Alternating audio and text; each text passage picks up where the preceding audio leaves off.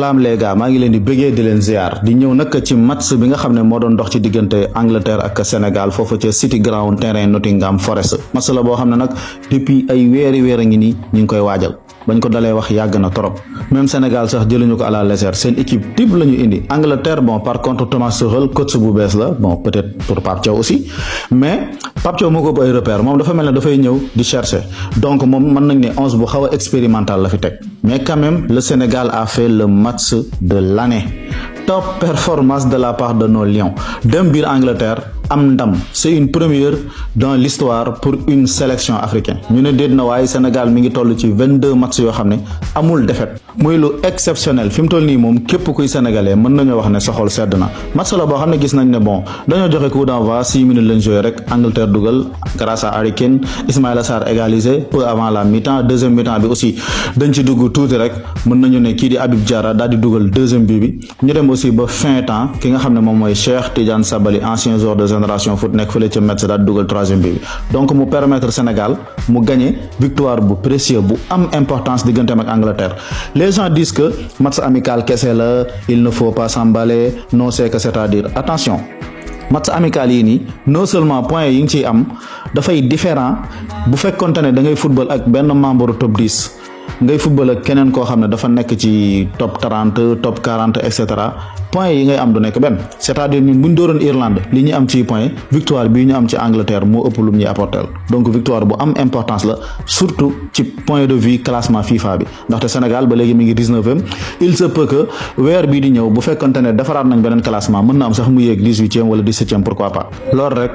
tax na victoire bi am importance mais tableau statistique bu première mi-temps bi dafa am lu historique lu ci am mooy Sénégal moo nekk première nation bu cadré 6 tirs ci première mi-temps contre Angleterre depuis 2013 te Brésil moo ko defoon 8 tirs la woon.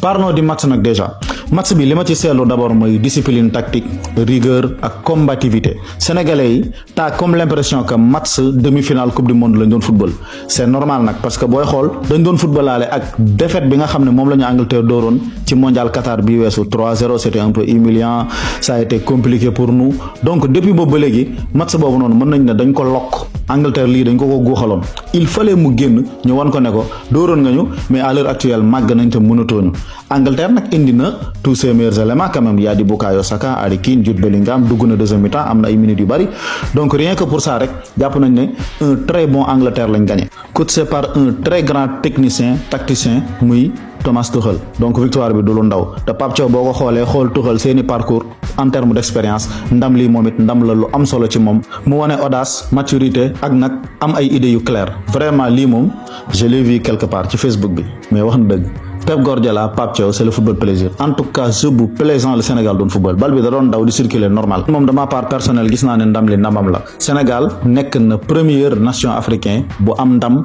contre Angleterre mais sëñ bi loolu yéeme na ñoo ngi fàttaliku Cameroun 90 parcours am bu yéeme boobu Angleterre moo ko arrêté woon donc Angleterre footballoon na contre nation africain yi beaucoup de matchs 21 15 victoires la ci amoon 6 matchs nuls benn défaite la am te Sénégal la boo xoolee ki nga xam ne moom mooy Algérie moo ci amoon match nul ak Angleterre ci coupe du monde 2010 ba Angleterre aussi mooy kan moom mooy nation bi jël 4e ci classement bi nga xam ne mooy FIFA moo football 2 finales euro yi weesu dem na demi-finale mondial 18 demaat quart de finale mondial 22 alors c'est pas n'importe qui Angleterre aussi moom mooy nation bi ëppale valeur marchande ci monde bi boo boolee seeni joueurs ak seeni prix gis nga 1 milliard 400 la kan moo topp ci ñoom Espagne ku ci topp France Sénégal kooku la duma mais El Hadj Diouf ak Jamie Carragher seen guerre bi kañ lay jeex depuis début année 2000 yi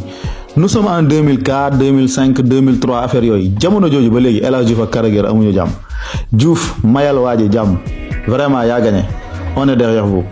mais kenn du suñu maam Idrissa Gana Gueye kii moom pour moi facilement il est top 3 des meilleurs joueurs de l'histoire du Sénégal en tant que milieu de terrain moom amul sax débat Idrissa Gana Gueye tey qu'est-ce qu'il a fait daf ñu rappeler que ne match de football d'abord simplicité intelligence placement face à l'Angleterre aujourd'hui il était incroyable moom moo dominé l'entrejeu bi d'une manière incroyable ba pare nag il est silencieux en termes de course couverture tacle récupération c'est du N'Golo Kanté prime, c'est du Makelele prime, top performance de la part de Idrissa Gana Gueye. Mais aussi kenn du El Hadj Malick Diouf mais c'est pas sérieux quoi ce gars. Mais waa Angleterre lu ñuy xaar ci kii bon d'abord match bi mu def nii xanaa dina ko ubbil ay porte quoi. Il se peut que par exemple benn Milos Kerkez bu quitté Bournemouth waa Bournemouth jënd ko, pourquoi pas sax un Milan bi nga xam ne dafa bëgg a jaay Théo Hernandez jéem koo jënd. Mais El Hadj Malick Diouf quel latéral, que veut le peuple? Offensivement mu jox la, défensivement mu jox la. Tey il a dominé couloir gauche boobu noonu d'une manière incroyable, jàpp Bukayo Saka lekk def ci poste bi. Deuxième mi-temps bi xawoon na sonn tuuti, Madueke bi mu duggee yëngal na foofu, mais bon c'était sans danger. Et puis qualité de centre bi nekk ci moom. Centre en mouvement surtout mooy loo xam ne joueurs yi bari dañ ko ragal, dañ lay tagal bal bi nga ñëw rek def ci. Mais quel magnifique pied gauche. Ça me rappelle le David Alaba du Bayern Munich dans les années 2010 jàpp 2016. Il était incroyable ci côté gauche boobu. Lu ne mel tey moom la ma El Hadji Malick Diouf def. Top performance de sa part, méga performance. Notre Edouard Mendy national kenn du moom. Déjà ren dafa def saison bu baax fële ci Arabie Saoudite. Ligue des champions Asie bi duñ ko fàtte. Mais tey daf ñu delloo Edouard Mendy début des années 2020 quoi, 2020 2021 2022. Bu ñu fàtte ne en 2021 bi Chelsea gagné Ligue des champions bi moom moo jël le meilleur gardien du monde.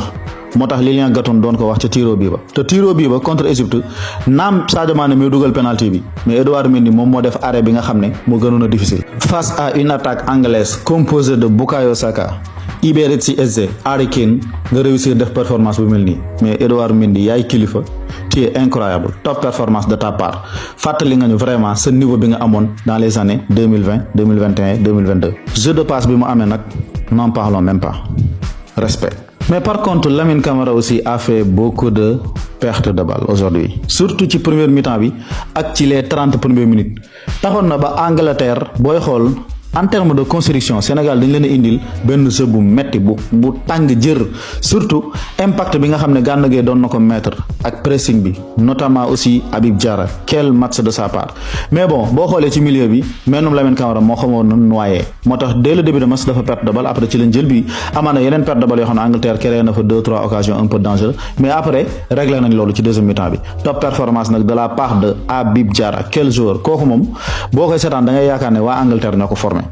Tellement il est physique, il est costaud, ba pare day daw du sonn, ñu ne déetawaay day projeté di dugal. Bëgg naa lii ci milieu terrain. Kalidou Koulibaly la mu relance, ça me rappelle aussi le Koulibaly des années 2020 21 22. Gars yi daal dañoo jékki-jékki rek dellu si waat ci seen niveau boobu noonu. Lii nag moom ñoo ngi ñaan nañ ko maintenir yóbbu ko ci CAN bi. Pape Thiaw nag pour man am na match de référence maintenant. Match de référence lan lay jariñ mooy match bu rëy bi nga def, li nga tegoon ba gagné match bi, que ce soit classement, approche tactique bi ak ni nga ko aborder sur le plan mental. Loolu noonu moom ngay dajale moom mooy nekk sa point de départ. Léegi nag ci ngay basé wu pour mën a tabax équipe bi nga xam ne mooy jommal àdduna bi dans les années à venir. Sénégal actuellement nii match bii mu def match de référence la te nekkul simple match amical kese. Boo demee ca Pape Thiaw mi nga xam ne moo toogoon ca Bamba du la wax ne lii simple match amical la, parce que match la boo xam ne daf ko soxla woon te am na ko pour man. Voici ton match de référence monsieur Pape Thiaw et on est tous derrière vous. Maintenant le Sénégal moom moo nekk ci dynamique bi gën a baax ci monde bi, et ça depuis des mois, depuis presque un an.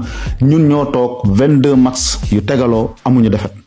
22 matchs amuñu defet, amul kenn ku ko def ci monde bi. Espagne moo topp suñ ginnaaw te 20 matchs sans defet la am. Espagne moomu bu amee fit na jël avance. Du ma jeexal nag te félicité wu ma Iliman Ndiaye, def na ñaari match yu am importance ci rassemblement bi. Tey moom xaw naa rey Lewis Kelly ci côté bi, booy bi dribble nañ ko ba muy bëgg a dee. Top performance de sa part. Ismaïla Sarr, et si Ismaïla Sarr est notre Dembélé. Ismaïla Sarr ak Ousmane Dembélé presque ñoo départandoo, ñoo bokkoon nu ñuy footballé, mais dañoo jékki-jékki rek commencé métamorphosé wu. Mais pourquoi pas tey bon Nicolas Jackson gis nañ ne sur le plan offensif surtout ci attaquant pointe bi dese naa briller lool, mais imaginez ñu def ko à la Luis Enrique, jékki-jékki rek jël Ismaïla Sarr teg ko ci pointe bi, jël Nicolas Jackson sax génnee ko ci couloir yi, pourquoi pas, wala bon un Cheikh Tidiane Sabaly. Top performance aussi, top entrée de sa part, troisième bii bi duñ ko fàtte. Mais est-ce que tey bu ñu defoon loolu sax créer benn yëfu jinne noonu duñ am benn attaque de feu avec Iliman Ndiaye, Nicolas Jackson, Ismaïla Sarr pointe, di wàcc di décrocher léeg-léeg Iliman dugg permuter ak moom léeg-léeg Jackson dugg permuter ak moom loolu sax dafay sonal équipe adversaire bi seen défense parce que ñett ñi ballon pied mën nañ ko te Ismaïla Sarr ak efficacité bi mu commencé retrouver nii c'est une bonne nouvelle pour le Sénégal ndax ñun ñëpp ñi ngi doon tiit naan Sadio Mané moom rek mooy créer danger malgré sax léeg-léeg mu ñëw fii affaire yi compliqué mais bu dugalul bii du am bu paasul bii du am léegi nag Sadio Mané n'était pas là ñaari rassemblement yi gis nañ ne Ismaïla Sarr ak Iliman Ndiaye marqué nañ ay points yu am importance El Hadji Malick Diouf idem kii di Habib Diarra tey entré wu Cheikh Tidiane Sabaly bi bon quand même ñi ngi commencé am lu dëgër lii daal yàlla bu si cat dugg laf cat sama gaay baal ma yam foofu jaa ngeen jëf